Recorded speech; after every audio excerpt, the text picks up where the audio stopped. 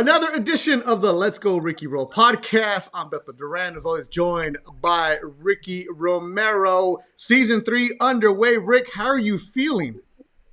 Good, man. I'm excited about our next guest.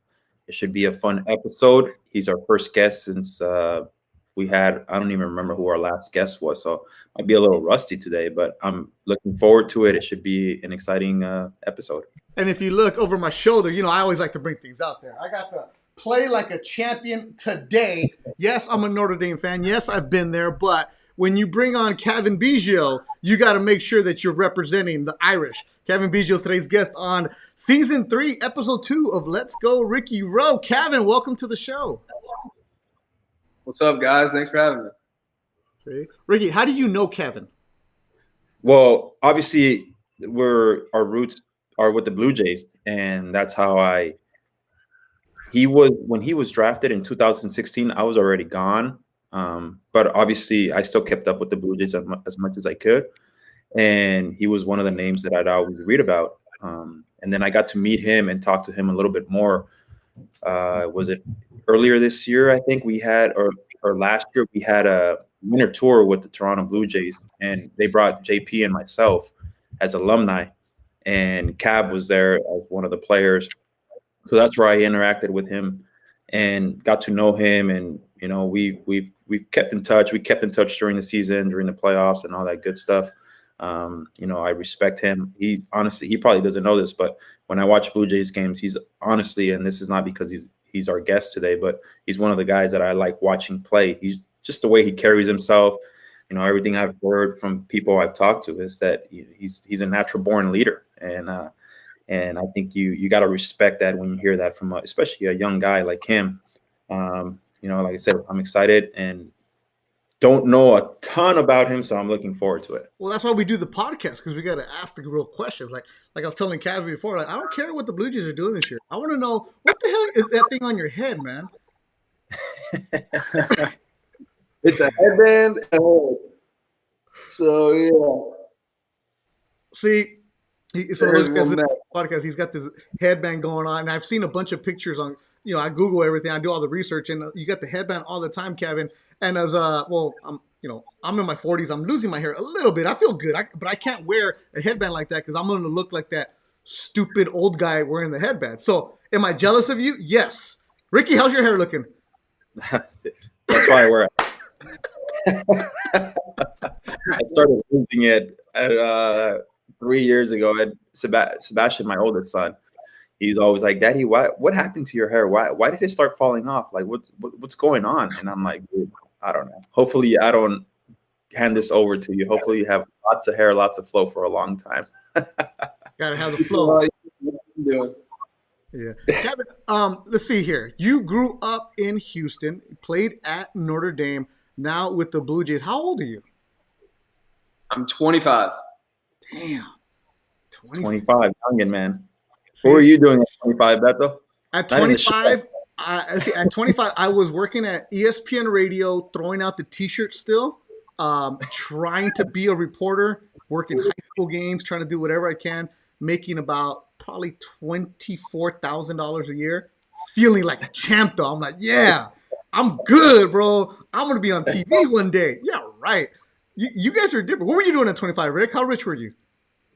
I'm not going to say how rich I was. 25. I think I was already close to the big leagues, or maybe maybe I don't even remember. I mean, that was 11 years ago, man. Damn. Cav, how's that feel though, being a big leaguer? It's the best feeling in the world. It's the best job in the world, man. I mean, Ricky knows about it. It's it's something you work for your whole life, and you finally get there, and it's everything and some. So I mean, I'm extremely blessed and super grateful for the opportunity I've had, and I'm gonna make most of it. How rich are you, Cavan?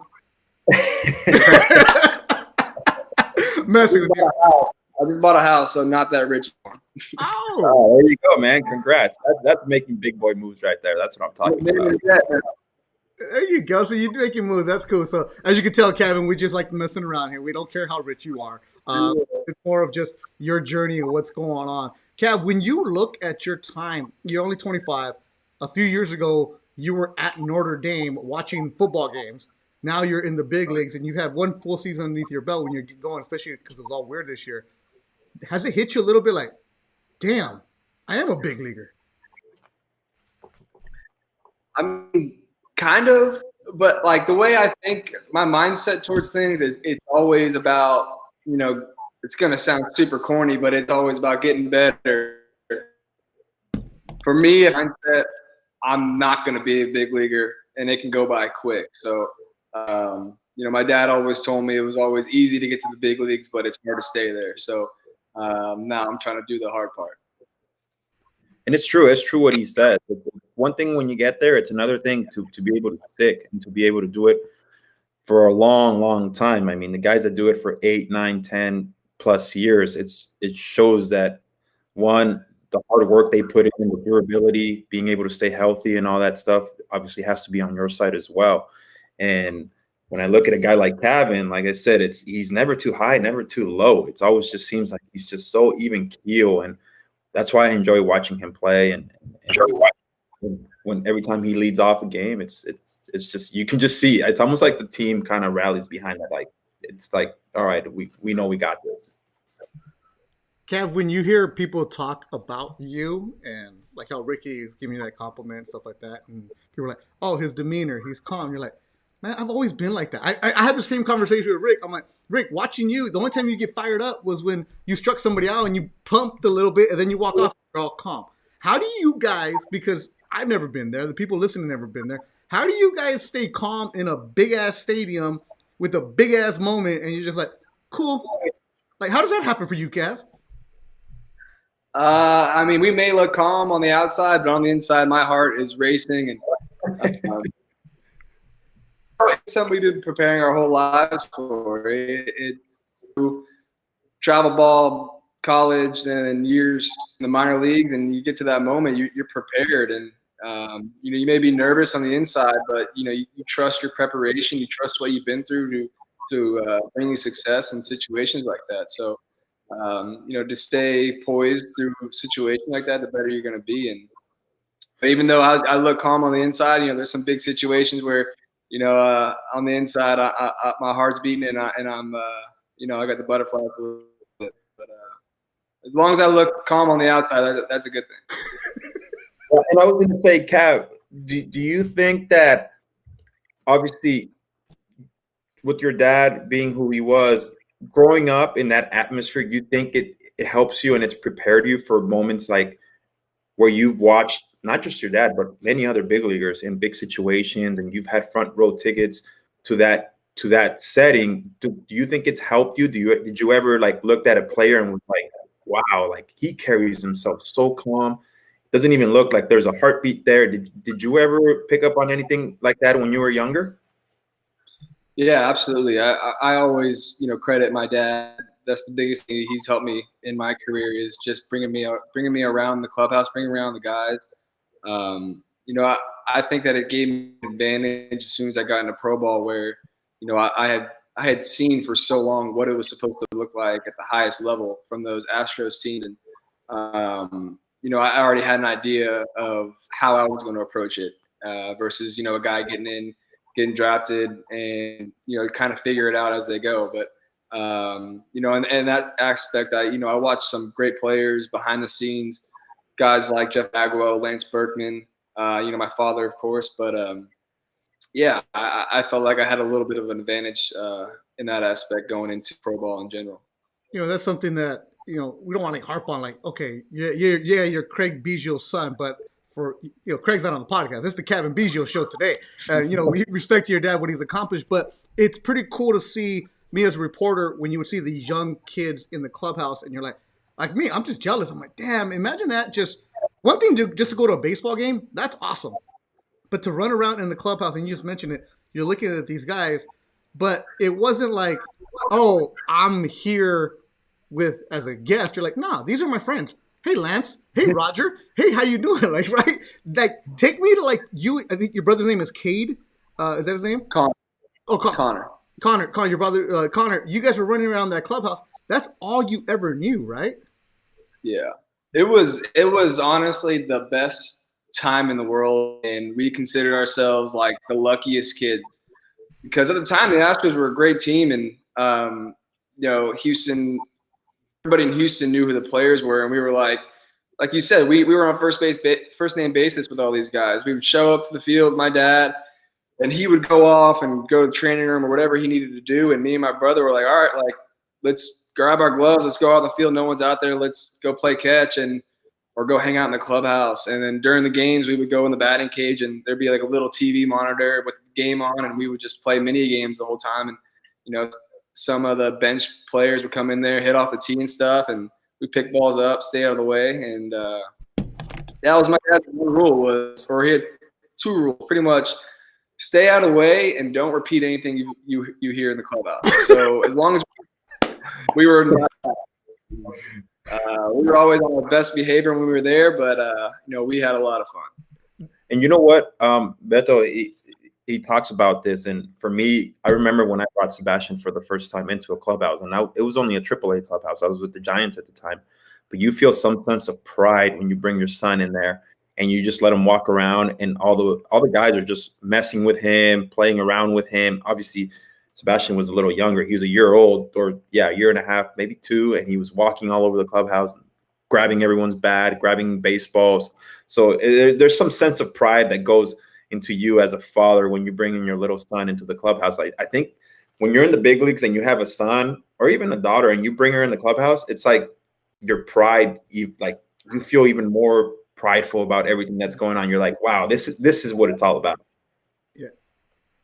I can't even imagine that. And Cavan, like you said, that's your backyard, and there's you and your brother have a tight bond from what I've read.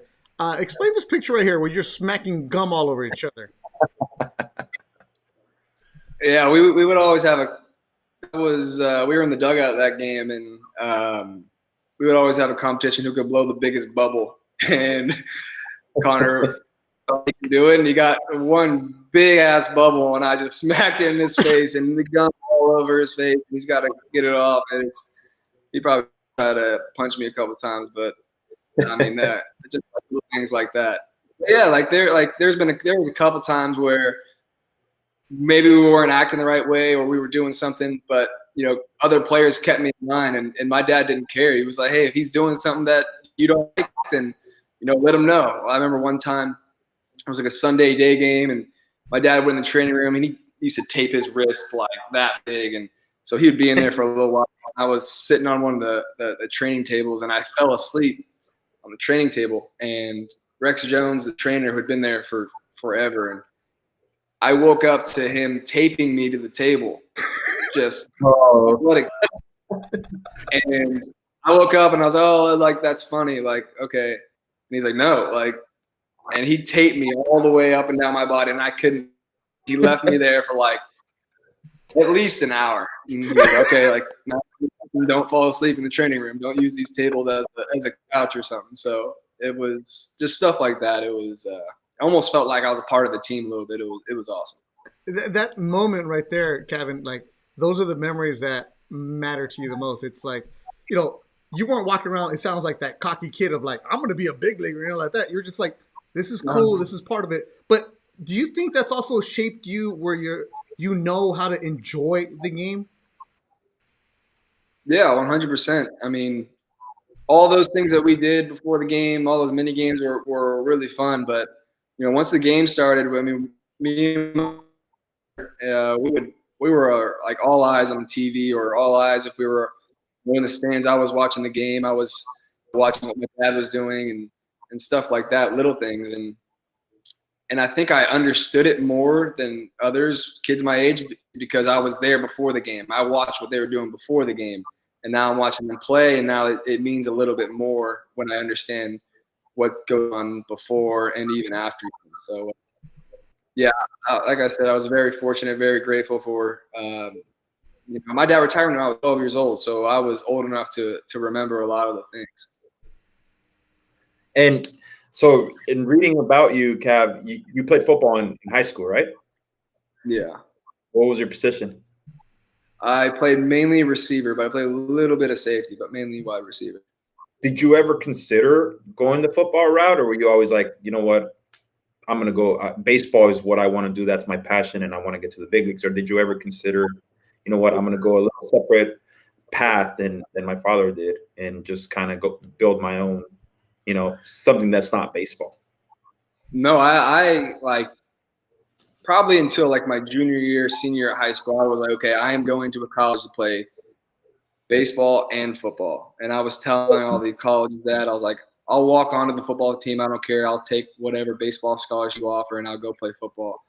And a lot of the baseball, they didn't really like that too much. But that was kind of my mindset because my dad was a unbelievable football player growing up, and so he considered himself more a better football player than baseball player, which I think he's crazy, but how good he was. He always encouraged me to play football, and I remember I went to Notre Dame and they offered me baseball, and they were like, "Listen, you can play walk on at football here at Notre Dame." I talked to the coach, and then I went home and I was like, "Man, I don't really think that would be a very good idea for me to do, especially with academics and balancing both sports. And if I'm even going to play at Notre Dame, I'm just going to be a special teams dummy. Just really doesn't sound like the best idea and best fit for me." So I ended up just, listen, I'm just going to play baseball. I think football is going to be over once my senior year's over. So that's kind of what my mindset was. Who were the quarterbacks in Notre Dame when you were there? It was only like yesterday. He was still good. Did you I missed the question. Who were the quarterbacks when you were at Notre Dame? It was Deshaun Kaiser was my junior year. Everett Golson was my freshman year. Then he got kicked out his sophomore year, but came back his junior year. And they were pretty good. I remember with Deshaun Kaiser, they went 1 year where they lost one game, and then they went to and played Ohio State in the bowl game. And they had some good football teams when I was there. It was a lot of fun to watch.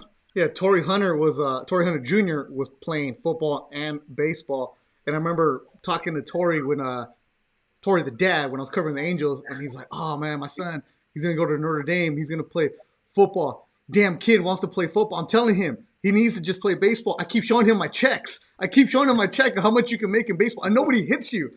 And sure enough, he's like, he's so stubborn. This kid has talent. He can do it. He doesn't want to listen to me. And sure enough, what does Torrey Hunter do now? Junior, he's in the minor league playing baseball. Like you realize what's going on. And he could be in the NFL right now playing wide receiver. He was a very good receiver. Yeah, and it almost sounds like you wanted to go. I had a little bit of a chance to be in the same clubhouse with Jeff Samardzija, and he was a guy that went baseball and football at Notre Dame, and he says he's like, yeah, man, I think I could have been.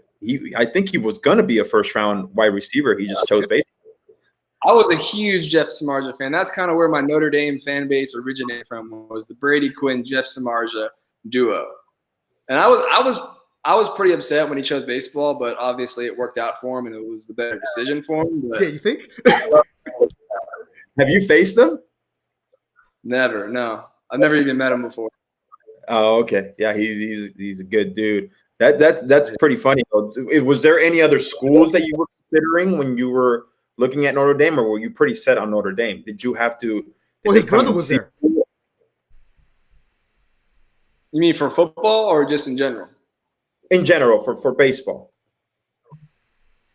Yeah, I pretty much 4 schools. It was Notre Dame, University of Virginia, LSU, and a little bit of Stanford. I wasn't crazy about Stanford, but my mom wanted me to look into it, so I looked into it. But I was actually a big LSU fan growing up. Being from Houston, it was my best friend growing up was a big LSU fan, and I always went to Baton Rouge like once a year to watch a football game. And those football games are crazy. I mean, I wouldn't say it's better than Notre Dame, but it's a little bit different, and it's very exciting. And I always wanted to play football at LSU and in baseball too, but yeah. That's that Houston in them, Rick. That's it. When you're from Texas, it's football, and then there's spring football. That's what you worry about, right? Well, I've seen some of those stadiums. I've seen some of those high school stadiums. I mean, they're crazy. Dude, just every single time you fly to Dallas, you're looking at every single high school has a stadium, 10,000, all these amazing things. You're like, this is a high school, and they're like, oh yes, that's not even one of the good schools. Some of them are like upwards of $60 million stadiums where high school football. Yes. Yeah. They don't mess around. They don't mess around. Cat, as we talk about Notre Dame a little bit, because we were talking about, I went to the game a few years ago, and I've always been a Notre Dame fan as a kid. Is you just see this and you walk up there and you see touchdown Jesus, you're like, all right, this is different. But it's a college that's in South Bend, nothing much around it. But everybody that I know that has gone to Notre Dame, a good friend of ours, Eileen Villarreal, she's was the Tigers PR director and was a student manager for the football team. And now she was like, Beto, you have Notre Dame? Anything Notre Dame? Great. Because that community, that bond, right? It's something different that you guys have. Why is it so special? I mean, there is a famous Lou Holtz quote, and I don't think I can quote it word for word, but it was like, if you've never been to Notre Dame, no explanation will suffice, and kind of vice versa. And it's totally true. It's just a special, very special place at Notre Dame. Beto, you've been there, you've seen it. It's kind of inexplainable. And when people talk about college football, talk about different experiences with it, it's like I said, it's not better than anywhere else. It's just totally different. Like if you go to LSU and then you go to Alabama, those experiences are going to be very similar. But when you go to a Notre Dame game, it's totally different. And I don't really know how to explain it, what makes it so different. It's just the tradition. It's been going on forever. They've been good since the 18th century, it seems like. And but yeah, and they've just been able to carry out the tradition and carry out, competitive teams year in and year out. Yeah, like the thing I told to my son, who was like, I think in 7th grade. No, he was like in 5th grade when I took him. He's a high school sophomore now. And when I turned, I was like, dude, you're coming here. And he's like, but I'm an SC fan. I'm like, yeah, SC's cool, but you're coming here. Like, he didn't know any better. Like, trying to tell him right now, like, Mattel, you're going to apply there. He's a basketball player. I'm like, you're not going to play here, but at least apply for me, bro. Like, let me live through you. Like, I was a junior college all-star. Let me live through you. Let me get that acceptance letter from Notre Dame and then go wherever you want to go. But he'd probably come home after that first winter, though. Oh, hell yeah. No doubt. No doubt. and there's no like Mexican food out there either, too. So you gotta be careful. It's hard. Yeah, the weather's terrible, food, but somehow everybody wants to go there, and that's for a reason. Hey, Kev, so back to you being a kid who's grown up in these clubhouses. I read a story that Sammy Sosa smacked you in the chest with the BP ball. No. It was. He picked me up after I got smacked in the chest.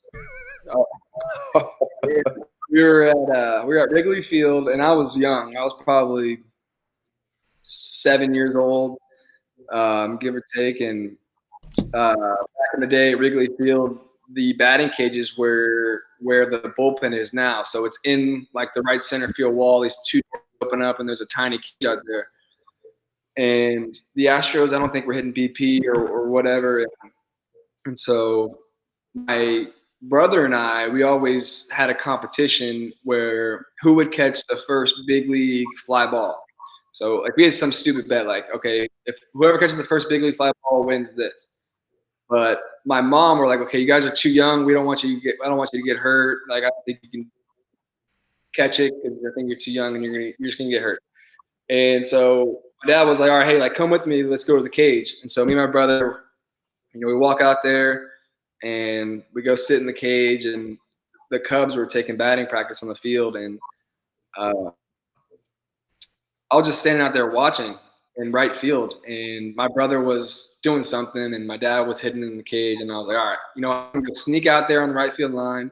I'm going to catch a ball, and I'm going to run straight back into the cage and be like, fuck it. I caught it. Like, they all saw me catch it. Like, I win. So I go out there. I'm sitting out there on the right field line. The sun's like above their dugout, the third base dugout. And so I'm just sitting there. Sammy Sosa's getting his live reads out there. And I didn't know like the balls would slice and hook. I was still in Little League at the time. You were 7, bro. Go out there, and ball goes up into the sun to my right, and I'm like, all right, that's going over there. And so I put my eyes back on the hitter to see where he's going to hit it. And then I hear like, heads up. And I look over, and then it just goes boom, right in my chest. And I go straight down on my back. And I'm just looking up at the sky. And then all of a sudden, Sammy Sosa, who at the time was the dude, picks me up and just like runs and carries me into the cage. And he's just like it hurt, like, but I wasn't crying or anything. I was just like, you wore it. You wore it, baby. You wore it. Yeah, I wore it. And that was the story of me trying to catch my first big league fly ball. Did not go well. And I see chest. My mom was pissed, and it was. I can just imagine your pops, Sammy Sosa, carrying you into the batting, and your dad being like, "What the hell just happened here?" I'm more embarrassing. I was, and I felt bad too. I was like, "Oh God, that's what the big league game." Right there. Eyeballs. I'm never gonna be invited back. You were probably more mad that you didn't catch the ball, right? Oh yeah, I was mad because I didn't see it. Because I would have saw it, I would have caught this thing. Yeah. I knew, like, I had all the confidence in the world. Like, if a ball's hit, I'm gonna catch it. I don't care who hits it and at what level and how high it goes. I'm gonna catch it. I just didn't see it. It went right into the sun, and I didn't even see that at all until it was laying on the ground next. Do you remember what Sammy said to you or anything? No, I remember him trying to give me some of his water bottle, and my dad was like, "Do not drink water bottle." Got some of that rum in there, man. Poppy, thin. This will make you better, Poppy. Feel better. Yeah. Who was more mad, your mom or your dad? I don't remember. I don't think my dad was mad at me. I think my dad was mad at me because he was going to be in trouble with my mom. I don't think he was mad at me trying to go catch a ball. He wanted us to go out there. He was just like, I can't let you. Mom, no, but, yeah, that's the thing. Making that phone call, like, all right, babe, like, hey, he got hurt. This, that. Why did you let him? Like that. You're right. I can see your dad's point of like, I don't want to make this call. Like, I don't. Yeah. That was one of those things where he was probably telling Cavan, "Hey, don't say anything to you. Don't take off your shirt for the next 2 weeks." Yeah, Bud Selig's tattoo right here. Bud Selig on his chest right here. But that's part of the cool things about just growing up and who you are, Cavan. Like those memories for you. When did you think, you know what? I can get to the big leagues, because it sounds like you were that little kid who said, "I'm going to play in the big leagues." You know, we all say that, but when did it kind of click to you, like, "Hey, this is possible"? Probably when, like, a sophomore in high school, I went to this showcase, and like I had zero college interest. No one really knew who I was, and it was kind of my first time doing any showcases and whatnot. And I had a really good showcase, and literally right after, it was like colleges just emailing me, and I was just like, whoa, like I don't even know what I want to do. Like I knew I wanted to play baseball, but I didn't know what college. I was a fan of Notre Dame. I was a fan of LSU. I didn't know where I wanted to go. And now these schools are like, you need to come here on a visit. We're going to give you this. I was like, whoa. And then I went the next year, and it was like, no, it's pro teams doing the exact same things. And I'm like, and I was competing against some of the best kids in high school, and I was like, okay, like if I can handle this, then I can get better and make it to where I want to be. So you were on that travel ball circuit, and you started getting the nose, because from what I read, you weren't the biggest kid either, right? No, I mean I was 6'2", but I was like $170, if that. I mean, probably 160. So I was a skinny kid and trying to hit the ball over the fence, but I had some leverage. And you were drafted out of high school, correct, Cav? Yeah, I did. I was drafted by the Phillies in the 29th round. Did you ever consider it? Did you ever say, you know what, I'm ready for this, or were you always set on going to Notre Dame? Yeah, I mean, there was some interesting offers that we had going into that draft where, kind of mid to late first round, and it was like, hey, if this happens, like this is very possible. This team could call you with this pick, and I think I knew I could handle it and handle being in the minor leagues and all that and playing and competing, but I didn't really want to miss out on my college experience. I was pretty much dead set on joining my brother in college. I was already friends with his friends and his teammates that would be joining. I liked the coaches, and it was a good situation for me to go in. And going into that, it was like, okay, this is going to have to be like some huge number where that's going to have to convince me to go into pro ball, because I'm so dead set on going to Notre Dame. And it's true what he says right there, Beto, because at the age of 18, 17, 18, I picture myself, because I was drafted in high school too. And you're like, okay, am I ready for this? Cavan says he was. For me, if I would have signed, holy smokes, if I knew what minor league ball was all about, or didn't, because I didn't know if I knew what if I didn't know all that stuff and I went ahead and signed, I would have been scared shitless, man. I would have came home right away. So I'm kind of glad that I did take my college years, and it just helped me mature. It helped me.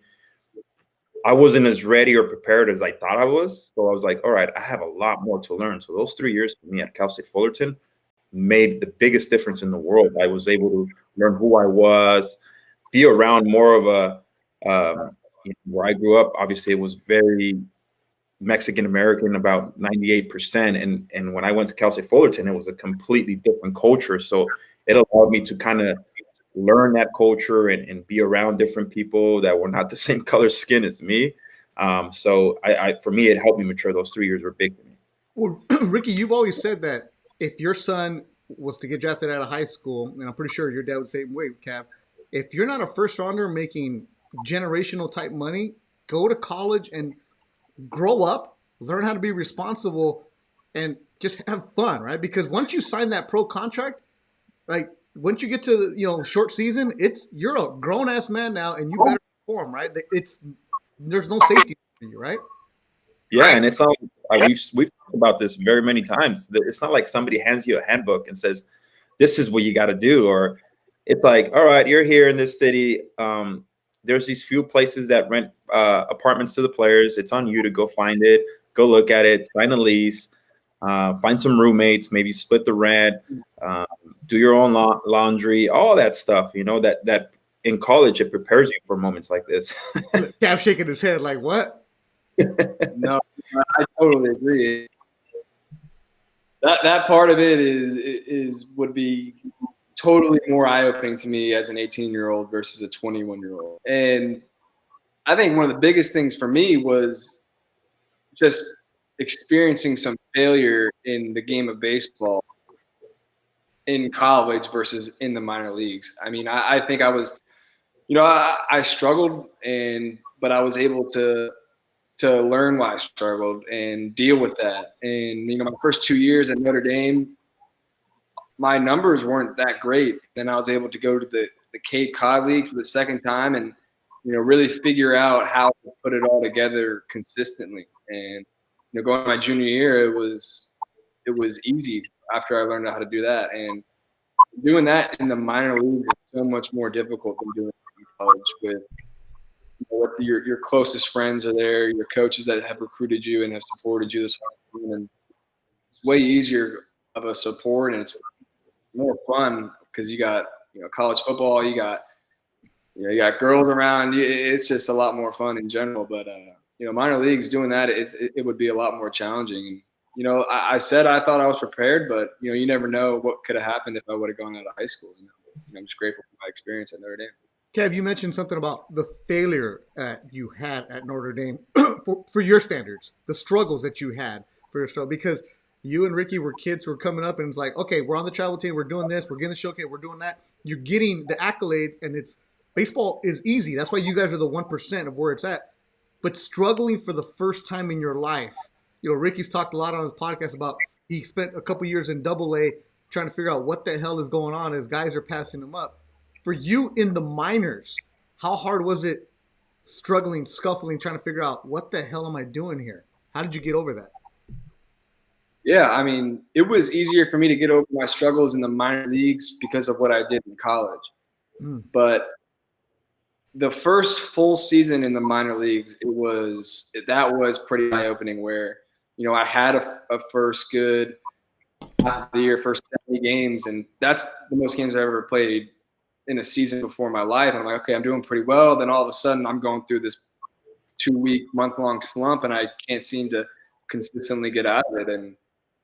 And that was probably the biggest thing, is where I went into that off season after my first full season. I was like, all right, I got to come up. I'm good at this, but I need to be better at that so I can be more consistent. That off season, I just went in there and I was like, okay, this is why I wasn't consistent for the full 140 games. And this is what I need to get better at if I have a shot at making to the big leagues. And that's what I did. And it paid off in 2018 when I went to AA. And that's kind of where my thought process goes every single offseason, where I was like, okay, I was good at this year, but I wasn't good at this. Let's try and work on it. Then for a year, hopefully minimize those struggles and eventually where I want to be down the road to the player that I want to be potentially. So that was kind of where the first full minor league season helped me just learn more about myself as a baseball player. And it shows the maturity right there of you accepting the failures and saying, okay, this is what I need to go and work on. This is where I'm good at. I'm going to continue to get better at this, but these are the things that I have to hit this offseason. And sometimes, you've seen it, Cav, where there's stubborn players that are like, no, I'm not going to change. This is who I am. This is who I am. I'm not going to change. I'm not going to change it. Sometimes when you fall into that stubbornness, it's where the game starts kind of getting away from you. But I think it shows who you are, and you decided to say, okay, I am not good at this. I'm going to go this offseason. I'm going to completely redo this and come back a better player next year. Yeah. Staying within yourself. I mean, it's not like I went into that offseason or any offseason, I'm like, okay, I'm going to completely change this. So when I come into spring training next year, I'm going to be able to recognize my swing. But no, like I go into the next year and, to the naked eye, it's like, oh, like there he is hitting. But the hitting coach is like, okay, like I've noticed you've done this and that. Tell me why. And I'll tell him why. I'll be like, okay, yeah, that makes sense. So I still look very similar year in and year out, but in my head and in my work, I'm working on different things so I can become the best possible player that I can be. And that's just taking what you're good at, and that's just going to get better, and taking what you're bad at and minimizing that. It's as a reporter, you see these guys come up to the major leagues and they're already made, and to see the big leaguers struggle at times, and you're like, damn, I don't even know what the hell he's talking about right now. But you guys notice a 2-mile-an-hour pitch, the difference, right? Like Ricky and I have talked about this. I'm like, the ability for you guys to even hit a ball, which is the hardest thing in the world, and then to see it at 100 miles an hour, and then like, oh, I got to adjust this and that at a young age, to just check your ego and say, hey, I need to find things that are different for me. And you have that maturity level at such a young age, at 25, and just trying to figure things out, Kevin. Like, you're getting your feet into the major leagues and adjusting. And listening to you right now, I'm like, damn, this kid's mature. I feel like an immature guy at 42 talking to you right now. Like, thanks, Cav. Appreciate it, guy. Yeah. Have you always been that way? You always been that mature kid? I guess. I mean, yeah. No, probably. I think when it comes to baseball, yes, but okay. Maybe other things not so much. All right. When it comes to baseball, you're a mature young man, because if not, they're going to tape you up to the training table, and you can't do that anymore. You got to be careful with that. I'll be taped to a table. Yeah, Cav. You get to the major leagues. What you got, Rick? Go ahead. I was going to say, I was probably going to follow you. I was going to say, you get to the major leagues. What was that call like for you when you were in AA, I believe, right? Or you were in AAA, right? AAA, yeah. Yeah, and so did you kind of sense it, or were you like totally shocked by it? How did that moment go for you? I was expecting it, but I was shocked by the timing of it. It was it was early 2019. The big league team, they weren't doing very well, and they had a big opening at second base, and that was my position. And I was just kind of waiting on when was it going to happen. And we were in Rochester, New York. And Ricky, do you remember those kids games where you would have to play like 9 a.m. and this pack was screaming 9-year-olds? Wait, hold on, real quick. 9 a.m. Yeah. This minor league games start at 9 a.m. because it's school day. It's like summer camp, so they bring out the whole stadium packed with kids. The whole stadium, so it's screaming the whole time. That sucks. Okay, yeah, great, love the kids, but no, that sucks. Go on. And it's dangerous because foul balls go screaming in there, and it's going towards some 9-year-old, and they're not paying attention to the game. They're just screaming and yelling with their friends, and every time you hold your breath, like, don't hit them. And it always seemed to miss them, though. Thank God. But anyway, it was. We played a 7 p.m. game. It ended at got out of there like 11:30, 9 a.m. game. Show up early, and it's just pouring rain. And this is Rochester, New York. It's AAA for the Twins, and that the general manager I had heard was like, "We are going to wait until we can play. There's no canceling games, and we're going to play next week 2 doubleheaders or whatever." No. And so it's like noon. It's like a 3-hour delay, and we're like, let's just go home. We literally come back here in 5 days. Let's just play doubleheader. And it's like, nope, we're getting this game in, whatever. So the game starts at 1. So whatever. We play the game. It's a long game. We win, and I'm in a bad mood. I'm just like, why did we play this game?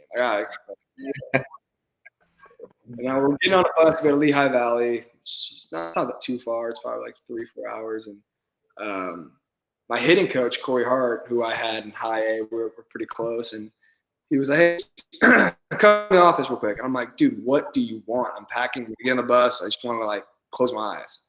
And he said, just come in here.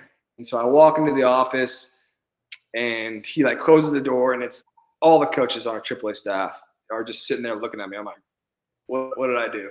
And he was like, and Bobby Meacham was our manager, and he was like, there's been only 2 players that I've seen call up from here. It's you and myself, and congratulations, you're going to play second base tomorrow with the Toronto Blue Jays. It turned like the one of the worst money days situations of my life to the best real quick, and it was awesome. It was you really can't describe a moment, a feeling like that. It was awesome. But weren't you guys gonna have a big party in Lehigh Valley? Your mom was grocery shopping, and you called her. Yeah. So my parents were in New Jersey. They have a house. My mom's from New Jersey, dad from New York, and they're going to drive to Lehigh, which is probably an hour from where they were in New Jersey. And I had to call them and be like, hey, change of plans.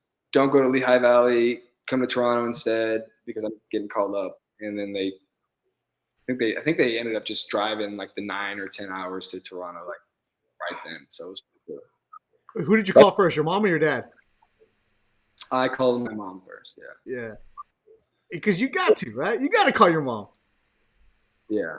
I mean, my mom and I, we've always been a little bit more close than my dad and I, just because those first 12 years of my life, my dad, he's in and out all year. So me, my brother, and my sister, we were always, pretty much during the baseball season, we're pretty much raised by just my mom, and she's just such a trooper, and she worked her ass off for so many years, and it was, it was a really cool accomplishment for myself, but I think she took some pride in it as well, so it was pretty cool. And the first time you guys went to Houston was a big moment too, right? Oh yeah, that was weird, but it was awesome. Why was that weird? Because that was literally my second home. I had literally been everywhere in that ballpark besides in that batter's box playing second base. And it was weird. The same announcer who's still there, he was there in 2000 when the stadium opened, and he was announcing second baseman Biggio to lead off the game. I've heard that for so many times. It's crazy, and it was just really cool for him to just stay with me coming to play. Did he add a little bit? Did he add a little bit of flavor to your name, or was it, because normally when you're the visiting player, it's just Cavan Biggio. Did he add a little bit of flair to the name right there when you came up to hit? He said it like he would say my dad's name when he played. That's awesome. That's how cool it was. And then like fans got up and cheered for me too. It was and Garrett Cole's pitching, ended up striking me out, and I was just like, damn, like I couldn't even I was like just as nervous for that game when I was for my debut. It was, and they were all within 2 weeks of each other, which is crazy. Wow, that's crazy. You go back to just with the Houston moment, because I read that story about you and your mom, like how you said your dad goes away and he's playing in the big leagues, and your mom has 3 kids at home, and the backbone of what's going on. Those moments that you share with your mom, going from a little league game to the stadium with your dad, and then come back all full circle as a big leaguer. That first game in Houston, you said it was weird walking around, but when you walked to the stadium and you got in there, what was that feeling like? Honestly, it because at the time, that's where I did my off-season hitting, is in Minute Maid using the cages, and I'm close with all those clubhouse guys on both sides, and it felt eerily similar to like old times because I stayed at my house and my dad drove me to the field.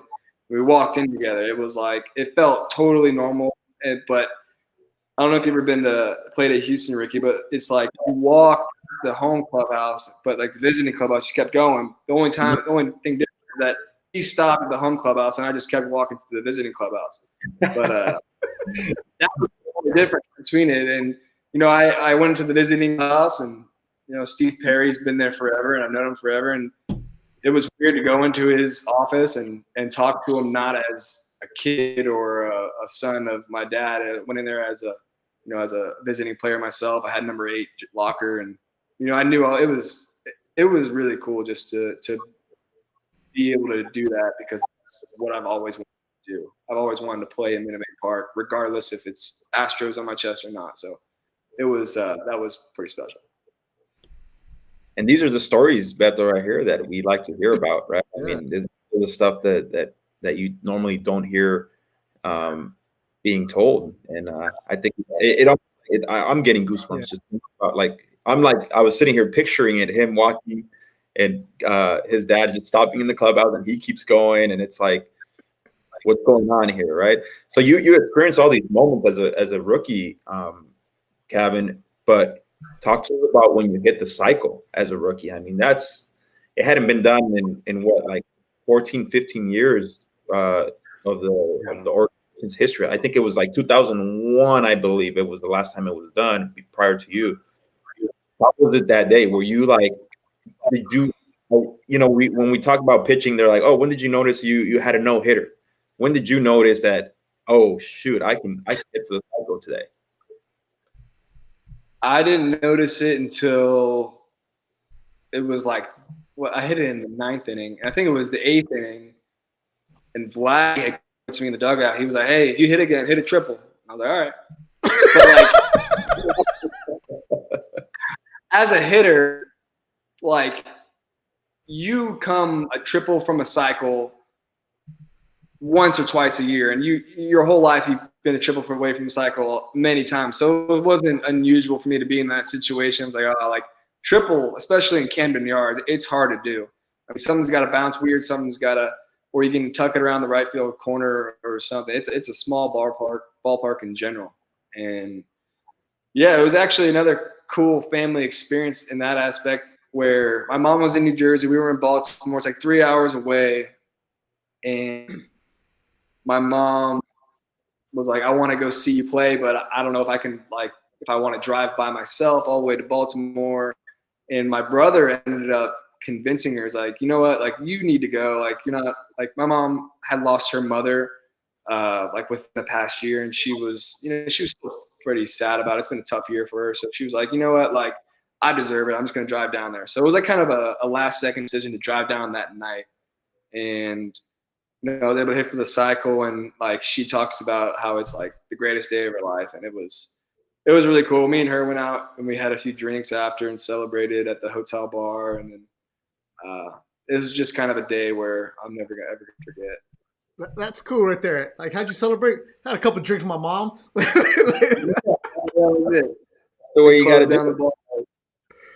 Yeah, I mean, I still remember when the first time I got to pitch opening day in Toronto against the Minnesota Twins. My mom flew out. It was the same thing. She was like, "Should I go or should I not go?" And I was like, "Well, who knows if I'll be pitching on opening day the next year? You know, you just never know what can happen." So she finally flew out, and that's what we did after the game. We just went to grab some dinner, grab some drinks, and you can just see the emotion through her. And I think that's the biggest thing that puts a smile on your face when you're able to see your family happy. I mean, you do it for yourself when you're out there, but at the end of the day, when you get to make that phone call, whether it was a good game or a bad game, you know that your family is always going to be there for you. Yeah. And that's something that you'll never forget. And like last second decisions to come out and see you, and that's just kind of what makes it that much more special, I think. Cav, you mentioned your mom's from Jersey. I mean, a bunch of Bruce Springsteen at your house? Oh yeah, that's pretty much all she listens to. It's E Street Radio in the car, and he's her guy. I mean, she's the biggest Bruce Springsteen fan. Oh, see, the thing is, every single baseball writer is an old salty white guy, right? And they all rave about Bruce Springsteen. So I come in there as a Mexican, and they're like, "Oh, you got to listen to Bruce." All I've ever heard of Bruce Springsteen here from LA is "Born in the USA." That's all I know. And like, I don't know anything else. And they're like, I'm in my 20s, and they're, "You got to listen to Bruce. It'll change your life." I'm like, man, like, I got Snoop. I got Tupac. I'm okay, bro. I don't need that. And then, no, none of this and that. So I don't know if you follow Twitter a lot, but these writers will every now and then go on a tangent about Bruce Springsteen, and all the baseball writers become like the thing.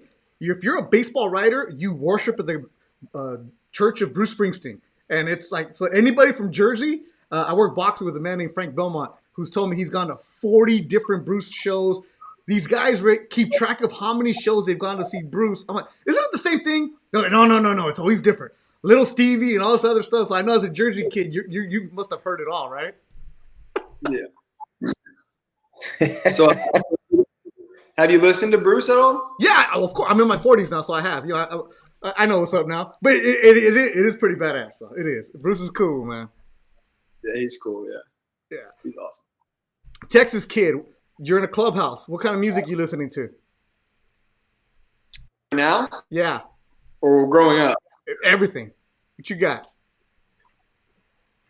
Man, I usually listen to hip hop, and right now, not really too much of the new music. I'm still kind of on that Pop Smoke last album, R.I.P. First of all, and that was kind of like our guy this season. Bo Bichette, he's the big DJ in our team, and that was kind of the guy we always listened to in the locker room when we could. See, I don't even know who Pop Smoke is. Rick, that's the reason I brought up the music is because man. So I have a 15-year-old, right? And he plays basketball, and him and his friends start talking, and I kid you not, and Ricky and my son text back and forth. They talk shit to each other. Like my son runs my fantasy team that I'm in with Ricky, and he'll be going back and forth with Ricky. Like Ricky made him cry a few years ago during the Super Bowl because he's a Seahawks fan. So my son, that's when the Seahawks didn't run it in, and they lost, and Ricky's like, yeah, right? And my son's like, the whole game, my son is talking trash to Ricky. And he looks at me, he has tears in his eyes. And I'm like, hey, bro, you want to talk? You want to talk to the big boys? This is what you're going to get. He's like 10. I'm like, hey, you better know what's up. He was just texting me a couple nights ago. I ended up we have a league in fantasy football, and I ended up in last place. So they ended up above me, and he was like just ripping me to shreds. He's like, ha, ha, ha, what happened, bro? I thought this was your year. And I'm just sitting there wearing it. And I'm like, dude, you're not making the playoffs. What are you celebrating, you know? But that's what it is. Like, what do you got to do since you got in last place in fantasy? What's that? what do you have to do? Usually when you get in last place, there's like a certain punishment that you got to do when you finish last. No, we haven't done that yet. Well, I was second to last. Technically, I wasn't in last place. There was another guy that was in last place, but we haven't really done anything in the past. I've been running this league, just a few friends here around this era and family members. So, but yeah, we have to come up with something good. Yeah, because Ricky's coming last. But yeah, so like the Pop Smoke, I have no idea who that is, but my son and his friends start talking about that, and I like. So I'll post on my Instagram story a song that's like young, and I'm always like, "Hey man, give me a song," and he'll give me something. So people were like telling me like, "Damn, Beto, you're hip to the music. You know what's up?" I'm like, "Yeah." No clue what the hell they're saying. Right? That's how Ricky feels right now. Like, what do you like? I mean, I know he unfortunately passed away, but I don't know if I know one of his songs. I really don't. You're getting old, Rick. You're getting old. No, hey, Cav, like I said, we really appreciate you coming on this podcast. It's honestly pretty fun for us that you joined us. Wow. And kind of the way we like to close it out. And even though I feel like you were just 18 not too long ago, the question we always ask is, if you can go back to your 18-year-old self, what would you tell yourself? What advice would you have for yourself? Oh man, that's a loaded question right there. Hey, we don't mess around here, bro. We don't mess around. We bring the heavy stuff, as you can tell. Don't, clearly.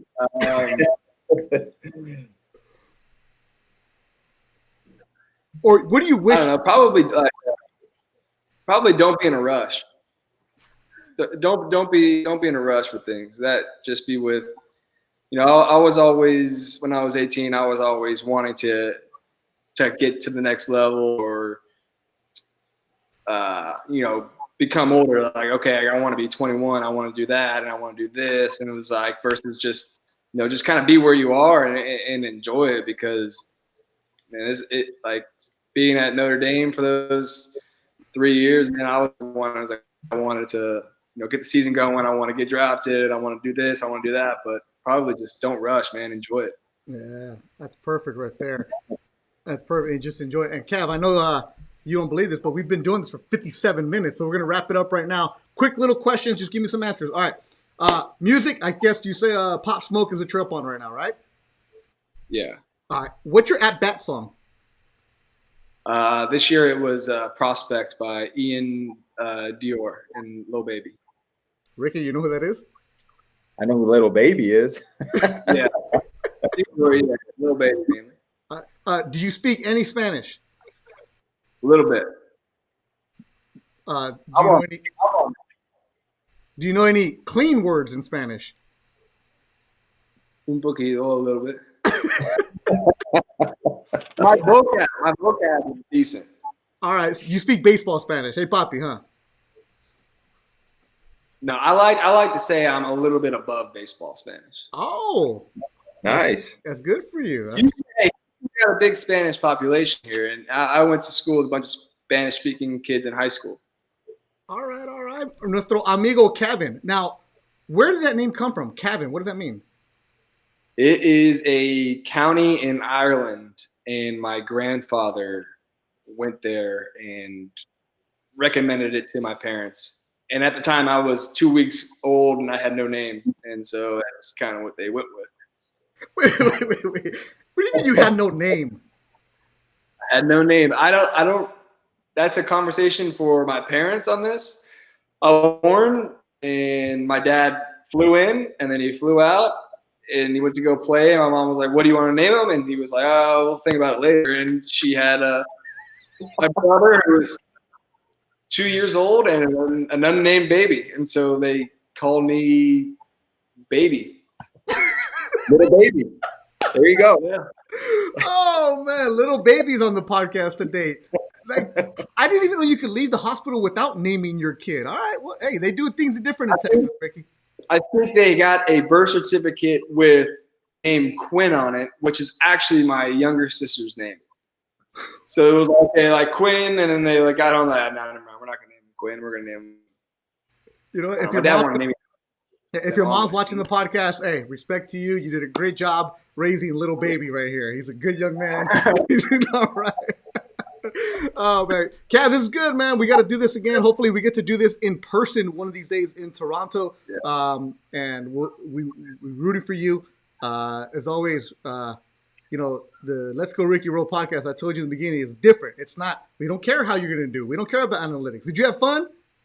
I had fun. That's all that matters. That's it. Last words. Somebody who's looking up to you right now and says, "Hey, you know what? Cavan Biggio, he only got to the big leagues because of his dad. Not because of that.